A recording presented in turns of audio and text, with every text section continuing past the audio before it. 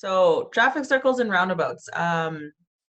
These are common here in the city of Edmonton. There's definitely a few traffic circles you can find throughout the city. They're not as common in rural areas, but still, it's definitely a skill you still need to be aware of if in case you ever come across having to go through a traffic circle. There's also some intersections here in Edmonton. It is set up like a traffic circle, but they actually have lights that coordinate the traffic versus the right of way. And so those are traffic circles, but they're also the terminology used for those are called interchanges. So I'm just going to show a quick video that visually demonstrates traffic circles, and then we'll talk about them in greater detail. Well, actually, no, I'll talk about them first.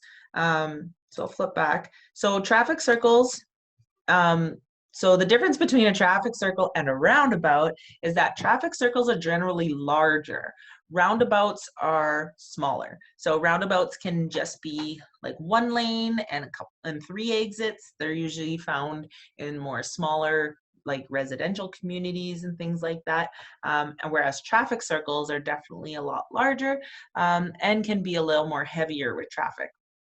So traffic circles, and roundabouts, they're circular intersections. So definitely a little departure from what we've previously been talking about, where intersections are two roadways that cross over each other. This one you could have multiple roadways coming in. Some traffic circles can get up to 6 or 7 different roads, all intersecting into each other. And so they are actually designed to improve traffic safety flow. Sometimes they may not seem like very safe when you first get into one. That can seem a little intimidating, but they are designed to actually slow down some of that traffic, but keep it going so that all the vehicles are moving. So you're not sitting there at a red light for a long time. You're just waiting for your turn to enter that traffic circle. Like I said, roundabouts are generally smaller. So in this image, it has different vehicles in different situations. So when you enter into or you're approaching a traffic circle, you need to prepare yourself for which way you want to go. If you are going to be going, say, just one exit, if you look down at car C, down at the bottom, car C, he's in the far right lane, and he's only going to be going one turn around. So he's just going to be going in really quickly and exiting right away on that path. Whereas beside him, car B is in the left lane, he's going to likely be going around the traffic circle to a farther exit. So if you want to go around that traffic circle farther than 1 or 2 exits, you need to be on the inside left-hand lane.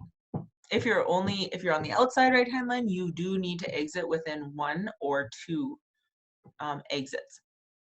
So this will be a lot more clear when I show you guys the video about right-of-way. So when we learned about the right-of-way, that meant you would yield to vehicles on the right. Traffic circles are opposite to that, where you yield to the vehicle on the left. So vehicles that are already in the traffic circle and to your left, they have the right of way to exit that traffic circle before you. Also, vehicles that are inside the traffic circle are in the left side if you guys are traveling at the same time. Like if you look at car H and G, they're traveling side by side. The vehicle on the left, which is G, he has the right of way and he can exit. You can see his path with his arrow. Car G is going to exit coming up soon, but H wants to keep going to the next exit. So the vehicle on the right, the H, he needs to yield the right of way to the vehicle on the left. So traffic circles are definitely different from what we've learned because their rules are very different and opposite to the right of way. Now those vehicles in the left or in the inside have the right of way.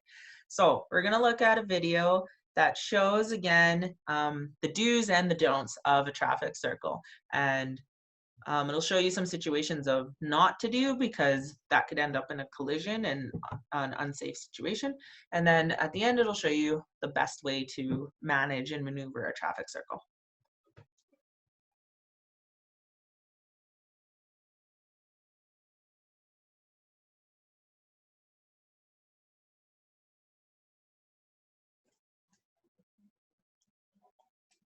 As you can see, there's definitely a lot of errors you can make within a traffic circle, and we definitely want to avoid that situation. On page 61, reviews those rules that we saw are those ways to maneuver through traffic circles. But the best important things that I took from that video is that you need to yield to traffic on the left. Also need to pay attention to pedestrians. Pedestrians could be crossing through that traffic circle. So most of the time I see with drivers is they come up and they're so focused on looking to the left at the vehicles in the traffic circle already, they can often fail to look back to the right side and see if pedestrians are coming up and are intending to cross.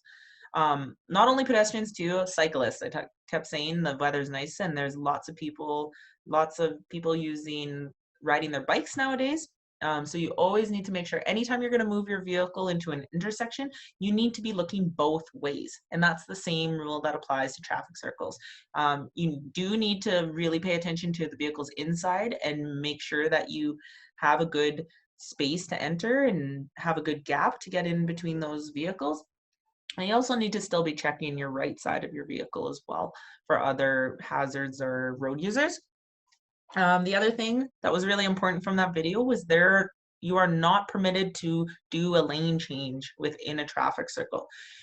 So when you approach that traffic circle, you definitely need to make sure you're in the right lane already, because that's the lane you're going to be exiting with. You're never in a situation where you're going to be cutting across lanes, because that can put other vehicles in a dangerous situation and potentially cause a collision.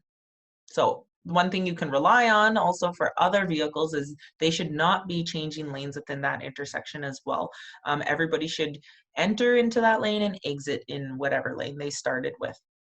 And then it's really important to use your signals properly in a traffic circle. You want to signal to the left as your intent to enter into the traffic circle, and you leave that left-hand signal on until you intend to exit. So as you're approaching your exit, then you would turn your signal on to the right-hand signal to show other drivers that you're preparing to exit at the next exit point. So you want to keep using that signal the whole way through the traffic circle. You want to leave it left to show drivers that you're still going left until you're ready to leave. So those signals are really important in traffic circles, because there could be a vehicle behind you who's traveling a little faster than you, or he's beside you on his right hand, but he needs to know when you're ready to exit so he can yield safely to you. Any specific questions on traffic circles? Or I know that some people think they're confusing or they're a little daunting when you first encounter them with your vehicle, but if you remember those rules, you'll be able to get through them nice and quickly and safely.